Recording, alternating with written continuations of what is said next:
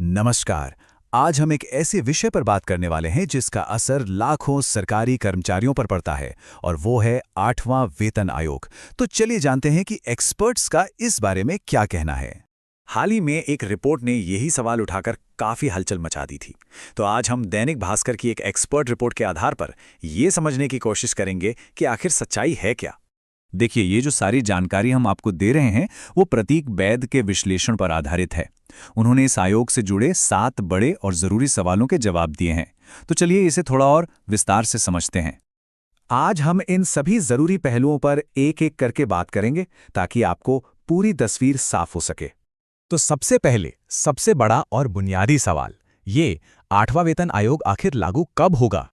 देखिए, पिछला जो 7वां वेतन आयोग था उसे बनने से लेकर लागू होने तक में करीब 2 साल का वक्त लग गया था। तो बस इसी को आधार मानकर एक्सपर्ट्स 8वें वेतन आयोग के लिए भी अपना अनुमान लगा रहे हैं। तो मतलब सबसे अहम बात यह है कि भले ही तैयारियां चल रही हों, लेकिन इसे पूरी तरह से लागू होने में अभी थोड़ा समय है।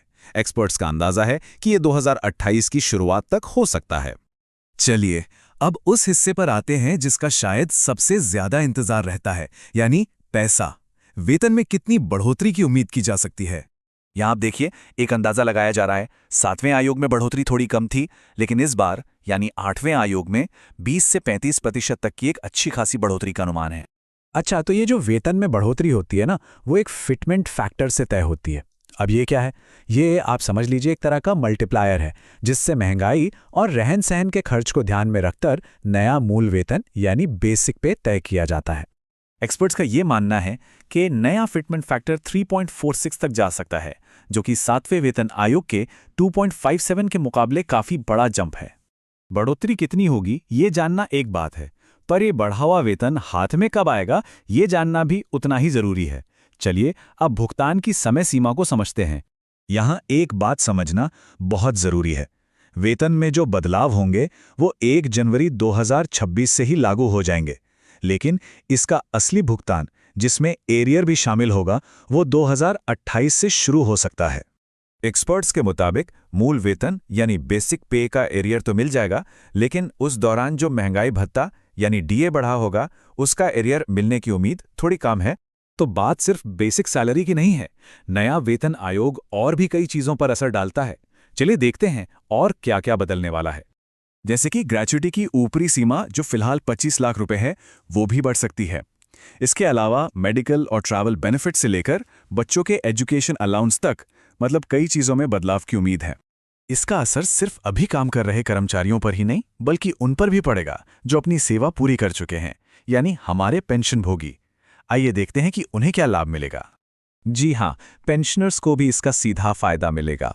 हालांकि जो लोग नेशनल पेंशन सिस्टम यानी एनपीएस के दायरे में आते हैं, उनके लिए कैलकुलेशन का तरीका थोड़ा अलग होगा।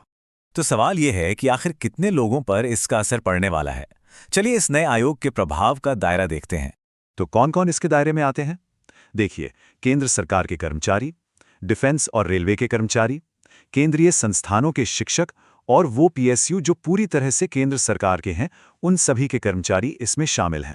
और ये आंकड़े देखिए, ये बहुत बड़े हैं। हम बात कर रहे हैं 50 लाख से भी ज्यादा मौजूदा कर्मचारियों की और करीब 69 लाख पेंशनर्स की। ये सब सीधे तौर पर इससे प्रभावित होंगे। अब एक सवाल उठता है कि राज्य सरकार के कर्मचारियों का क्या होगा। इस पर एक्सपर्ट प्रतीक बैद साफ कहते हैं कि वेतन में बदलाव करना राज्यों का अपना विषय है। वो केंद्रीय आयोग की सिफारिशों को मानने के लिए मजबूर नहीं है। और अंत में एक बहुत बड़ा सवाल हमारे सामने आता है।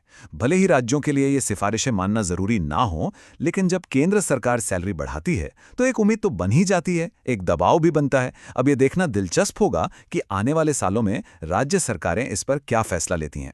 ऐसी ही जानकारी के लिए ऑल कैन स्टडी को सब्सक्राइब कीजिए। धन्यवाद। चलिए मिलते हैं अगले वीडियो।